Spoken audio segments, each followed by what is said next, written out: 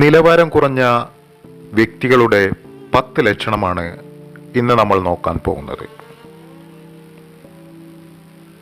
ഒന്നാമത്തെ ലക്ഷണം സ്വയം വിമർശനം. സ്വന്തം തെറ്റുകളെ അമിതമായി വിമർശിക്കുകയും തൻ്റെ നേട്ടങ്ങളെ അവഗണിക്കുകയും ചെയ്യുന്നു. രണ്ടാമത്തെ ലക്ഷണം പരാജയ ഭയം. പുതിയ കാര്യങ്ങൾ ശ്രമിക്കാൻ ഭയപ്പെടുകയും പരാജയം സംഭവിക്കുമെന്ന് മുൻകൂട്ടി കരുതുകയും ചെയ്യുന്നു. മൂന്നാമത്തെ ലക്ഷണം മറ്റുള്ളവരുമായുള്ള താരതമ്യം. സ്വയം മറ്റുള്ളവരുമായി താരതമ്യം ചെയ്ത് താൻ തീരെ മോശമാണെന്ന് വിചാരിക്കുന്നു. നാലാമത്തെ ലക്ഷണം പോസിറ്റീവ് ഫീഡ്ബാക്ക് അവഗണിക്കൽ.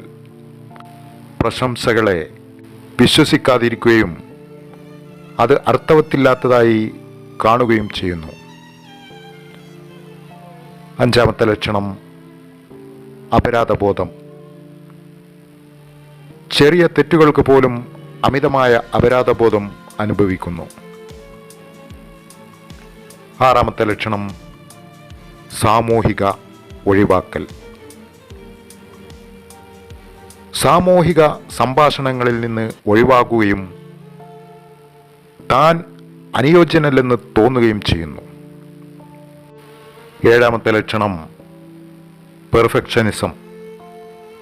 എല്ലാം പരിപൂർണമായിരിക്കണമെന്ന് ആഗ്രഹിക്കുകയും ചെറിയ പരാജയങ്ങൾക്ക് പോലും തളരുകയും ചെയ്യുന്നു. എട്ടാമത്തെ ലക്ഷണം ശാരീരിക രൂപത്തോടുള്ള അശ്രദ്ധ.